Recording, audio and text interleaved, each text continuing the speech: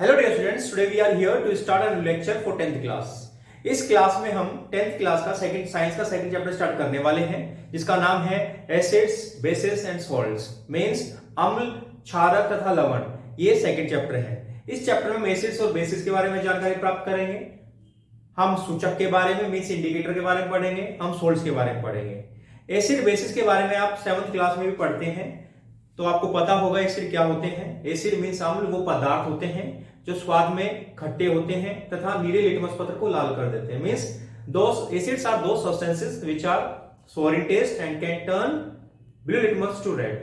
दूसरी तरफ हम बात करें बेसिस की, क्षारक की, तो क्षारक वो पदार्थ हैं जो स्वाद में कड़वे होते हैं और लाल लिटमस पत्र को नीला कर देते हैं। मींस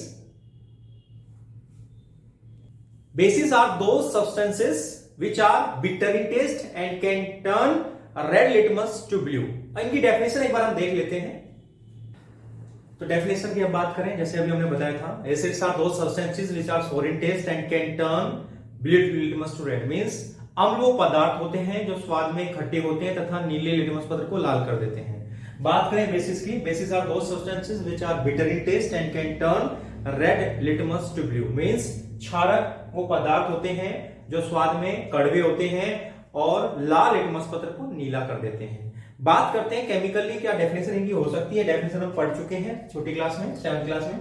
जैसे हम बात करें एसिड्स की, acids are those substances which can furnish H+ ions in aqueous solutions. Means अम्ल वो पदार्थ होते हैं जो जलीय विलयन में H+ आयन उत्पन्न करते हैं या H+ आयन प्रदान करते हैं। वही बात करें क्षारक की, तो इसको कैसे हम बात कर सकते हैं। These are those substances which furnish or produce or give OH- ions in aqueous solutions। Means जलीय विलयन में अम्ल हमेशा H+ आयन उत्पन्न करेगा, H+ आयन प्रदान करेगा। और बेसिस की यानी क्षारक की बात करें, ये हमेशा जलीय विलयन में OH- उत्पन्न करेगा, OH- प्रदान करेगा। तो जैसा हमने आपको बताया, acids are those substances which can furnish H+ ions in aqueous solutions are called acids, and those substances which furnish or produce OH- ions in aqueous solutions are known as bases।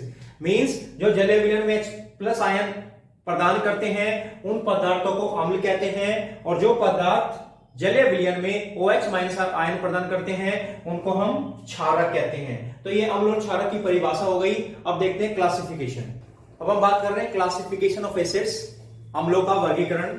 तो अम्लों का वर्गीकरण अलग अलग प्रकार से कर सकते हैं। जैसे कि सबसे पहले हम कर सकते हैं on the basis of sources, means स्रोतों के आधार पर, मींस कहां से हमें वो प्राप्त हुई है, इस आधार पर उनको वर्गीकृत कर सकते हैं दो कैटेगरी में। पहला है हमारा खनिज अम्ल, इसको हम अकार्बनिक अम्ल भी कहते हैं, इंग्लिश में है इनऑर्गेनिक एसिड्स। तो these are those acids which are generally prepared from the minerals present in the earth's crust. Means पृथ्वी के भूपर पट्टी पर उपस्थित खनिजों के द्वारा बनाए जाने वाले जितने भी अम्ल होते हैं वो कहलाते हैं हमारे अकार्बनिक अम्ल या फिर खनिज अम्ल। इसके उदाहरण हो जाएंगे HCl hydrochloric acid, H2SO4 sulphuric acid, sulphuric अम्ल हिंदी में बोलेंगे, HNO3 नाइट्रिक एसिड, नाइट्रिक अम्ल बोलेंगे हिंदी में, H2CO3 कार्बोनिक एसिड, कार्बोनिक अम्ल बोलेंगे हिंदी में। तो इस प्रकार से इसके उदाहरण हो सकते हैं। हम बात करें सेकेंड कैटेगरी की, जो कि on the basis of source हमने इसको कैटेगराइज किया है, हमारा है ऑर्गेनिक एसिड्स, मींस कार्बनिक अम्ल। These are those acids which are generally produced by plant products and animals. Means plants product में प्रेजेंट होती हैं जो एसिड्स, या फिर एनिमल्स के द्वारा प्रोड्यूस की जाती हैं, वो कहलाती है हमारी कार्बनिक एसिड्स, कार्बनिक अम्ल, ऑर्गेनिक एसिड्स। इसके एग्जांपल हो जाएंगे acetic acid, citric acid, lactic acid. अब हम क्या करते हैं, ये जो हमारे ऑर्गेनिक एसिड्स हैं इनके कुछ सोर्सेज के बारे में डिस्कस कर लेते हैं। अब हम कुछ एसिड के सोर्सेज की बात कर रहे हैं। सबसे पहले जैसे हमारे पास है एसिटिक एसिड, इसका सोर्स है विनेगर, सिरके में पाई जाती है।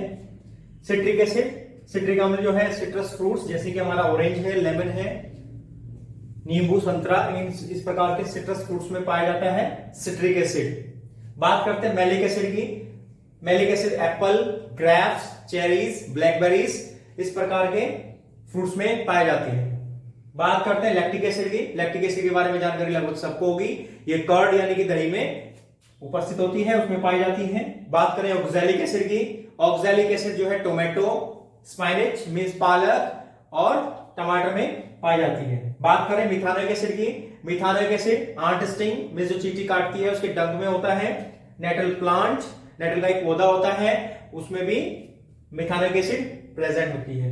बात करते हैं टार्टरिक एसिड की, ये टैमरिन, ग्रेप्स, अनराइप मैंगोज, बनाना, इन सब में पाया जाता है टार्टरिक एसिड। इमली में पाया जाएगा टार्टरिक एसिड। बात करते हैं एस्कॉर्बिक एसिड। एस्कॉर्बिक एसिड को हम विटामिन सी के नाम से भी जानते हैं। विटामिन सी का नाम है एस्कॉर्बिक एसिड। ये पाया जाता है आंवला के अंदर, सिट्रस फ्रूट्स के अंदर। तो ये कुछ सोर्सेस थे कि कौन सा एसिड किस फ्रूट में या प्लांट में प्रेजेंट है, और ये आपके 10th क्लास के लिए तो इंपॉर्टेंट है ही, बाकी आपके कॉम्पिटिटिव एग्जाम में भी आपकी हेल्प करेगा। अब हम बात करते हैं सेकेंड क्लासिफिकेशन की, which is based on the ionisation. Means अम्ल आयोनाइज कैसे होता है सॉल्यूशन के अंदर, उसके आधार पे हमने उसको दो कैटेगरी में डिवाइड किया है। फर्स्ट है स्ट्रॉन्ग एसिड मींस प्रबल अम्ल, सेकंड हमारा वीक एसिड मींस दुर्बल अम्ल। तो स्ट्रॉन्ग एसिड्स वो एसिड्स होते हैं जो कि एक्वस सॉल्यूशन में कंप्लीटली आयोनाइज हो जाते हैं, डिसोसिएट हो जाते हैं और ज्यादा मात्रा में H+ आयन उत्पन्न करते हैं। Those acids which ionize or dissociate completely in aqueous solution and produce more H+ ions are known as strong acids. इसके एग्जाम्पल अगर हम बात करें, सभी मिनरल एसिड्स हमारे स्ट्रॉन्ग एसिड्स होते हैं सिर्फ H2CO3 को छोड़ करके। मींस कार्बोनिक अम्ल जो है हमारा, उसको छोड़ के जितने भी हमारे खनिज अम्ल होते हैं सभी परबल अम्ल होते हैं। ये था हमारा परबल अम्ल। अब हम बात करते हैं दुर्बल अम्ल मींस वीक एसिड्स की। These are those acids which ionize or dissociate only partially or to a lesser extent in aqueous solutions. Means they produce less amount of H+ ions in the solution. बात करेंगे examples की।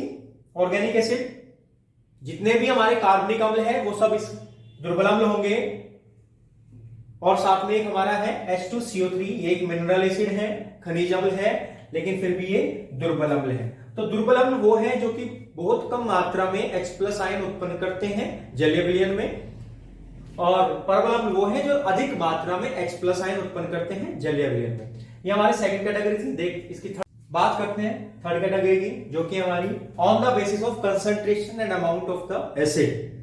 इसके आधार पे हमने अम्लों को दो category में divide किया है। पहला हमारा तनु अम्ल, दूसरा हमारा सांद्र अम्ल। तनु अम्ल को हम कहते हैं डाइल्यूट एसिड और सांद्र अम्ल को हम कहते हैं कंसंट्रेटेड एसिड। बात करते हैं डाइल्यूट एसिड की। मींस अगर किसी भी एक्वस सॉल्यूशन में जो जलीय विलयन होता है उसमें अम्ल की मात्रा कम है तथा जल की मात्रा अधिक है। Means if the amount of acid is less and the amount of water is more, then the acid is said to be dilute acid. If in an aqueous solution the concentration of acid is low, that is less amount of acid and more amount of water is present, then it is called dilute acid. Means यहाँ पे तनु अम्ल का तात्पर्य क्या है, वो विलयन जिसमें अम्ल की मात्रा कम है तथा जल की मात्रा अधिक है, वो कहलाएगा हमारा तनु अम्ल। अब बात करते हैं हम सांद्र अम्ल की, कंसंट्रेशन ऑफ एसिड की, कंसंट्रेटेड एसिड की बात करते हैं। If an aqueous solution the concentration of an acid is high, that is more amount of acid and less amount of water is present, means अम्ल की मात्रा अधिक है तथा जल की मात्रा कम है, तो उस प्रकार के अम्ल को हम कहते हैं सांद्र अम्ल, सांद्रित अम्ल कहते हैं। सांद्रता के आधार पर हम देख रहे हैं, तो यहाँ पे अगर उसकी सांद्रता यानी मात्रा अधिक है तो सांद्र अम्ल होगा, उसकी सांद्रता मींस उसकी मात्रा कम है अम्ल की तो वो तनु अम्ल होगा।